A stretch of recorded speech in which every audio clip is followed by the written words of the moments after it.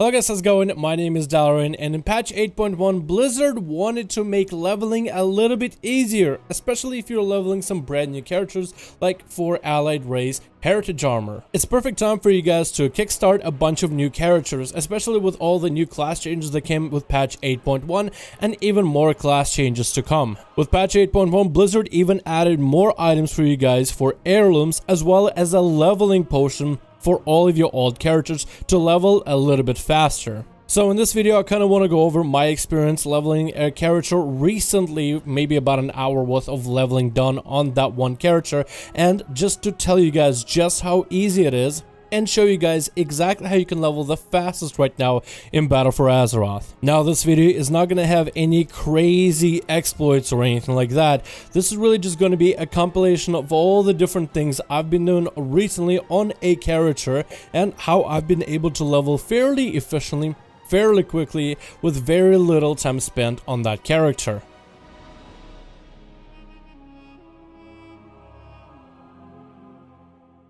First of all, the premise. I decided to log on this monk character that I was passively leveling by doing the monk quest that gives you extra experience. It's a daily quest that you can turn in as a monk that gives you a buff for 1 hour, granting you 50% extra experience on top of all of your heirlooms and all the other bonuses. This character has a couple different things that I'm using right now to level quickly, and if you want to level very quickly through questing alone, monks will be the best class to do so, although you can play other classes and your experience should be more or less not nearly as bad. So this is my monk character. He has full heirloom gear of all kinds from head to toe, covered with leather heirlooms to give him extra experience. On top of that, there's also the monk buff, which I have stacked up to 24 hours, so if I want to do a marathon of leveling on this guy, I can do that too.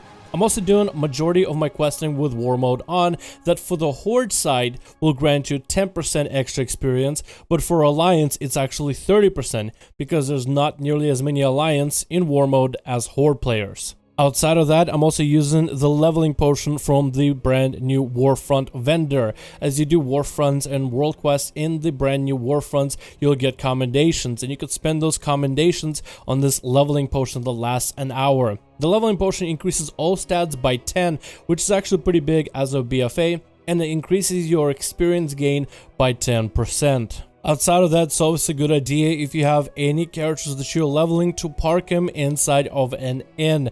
Every time you're not playing this character, make sure they are logged out at an inn because you get rested experience. The longer you have this character parked at an inn, the bigger the buff for rested experience will be. That means if you want to level a character once a day to try to get him to max level, that'll be fairly efficient, but let's say your schedule, IRL, or other things you do doesn't allow for you to play that character daily, the rested experience will help make up for the time that you don't have to play that one character. So all this combined, all these different XP bonuses is what I had for my monk. As I'm playing my monk and doing quests outside of literally Armory because of the quest scaling that now happens, I'm gaining a lot of experience, and literally in 1 hour of gameplay, I'm able to get basically 5 levels needed in order to advance into the BC and Wrath of the Lich King areas.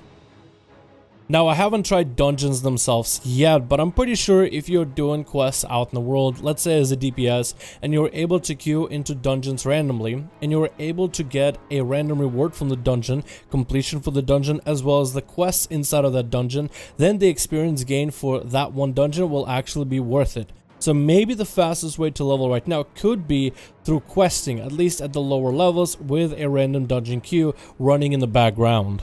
Now, this questing method does work all the way until about level 110, which is when your heirlooms no longer start to scale.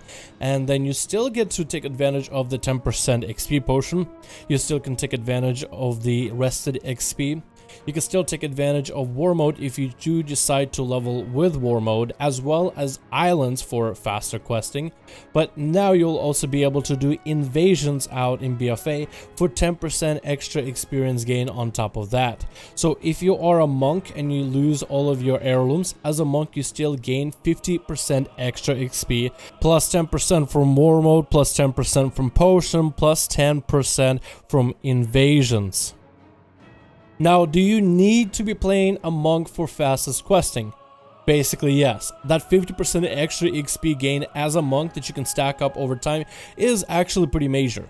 But if you do decide to play a whole another class altogether outside of a monk, still the XP gain I think will definitely be noticeable. As long as you're taking advantage of the full heirlooms and are at least running the EXP potion from the Warfront vendor, maybe with war mode together, you might actually see some noticeable change. What you're trying to accomplish is trying to get through all the vanilla zones, Wrath of the Lich King BC, Cataclysm, Mists of Pandaria, and even Warlord's Jenner as fast as humanly can.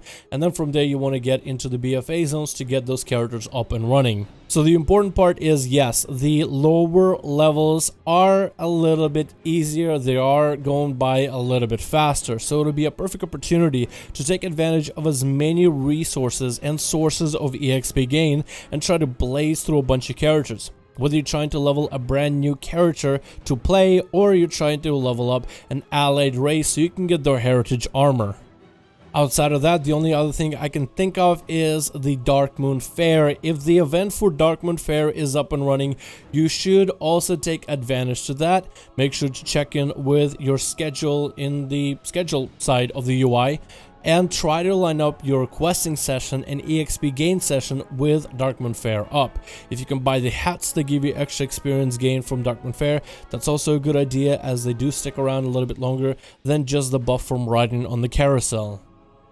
Now, if you're someone who doesn't want to play a monk in order to quest the fastest, don't worry.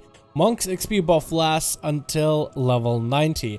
At level 90, it simply just gives you a little bit of a secondary stat. I believe it's supposed to be mastery. Not that I would really know since I don't really play a monk at max level or anything like that. So if you want to get through all the early zones from 1 to 90 as soon as possible, Monk is going to be a pretty good option for the fastest leveling if you're trying to level allied races and your goal is to just hit max level as soon as humanly possible. So this will help you blaze through a good chunk of the content. But if you're trying to level an actual class, unless the monk is your class of preference, just consider playing a class that you want to play. Doesn't matter how long it takes, and the grind through everything is going to be a little bit longer for non-monks, but still shouldn't be egregious enough to the point where you'll hate the game and you'll hate your life. So feel free to do whatever you want, level whatever you wish, but if you are leveling allied races for the sake of allied race and you're just gonna make a new one over and over and over just to get the heritage armor, then I would say the monk is definitely the best class, unless that allied race cannot be monks. As per always, guys, thank you so much for watching this video. Thank you guys so much for support for the channel. Hopefully this gives you a little bit of an idea of what you guys can do with your characters right now. I would say this is the best time to start leveling. Be sure to be checking out on your calendar whenever Darkmoon Fair is up. I've been enjoying leveling my Makhar monk. I really want to get the Makhar heritage armor, so re-exploring monks, especially with the changes for 8.1, has been kind of awesome for me. Thank you guys so much for watching this video. I do hope you enjoyed. Let me know your thoughts in the comments below, and I'll see all of you guys in another video.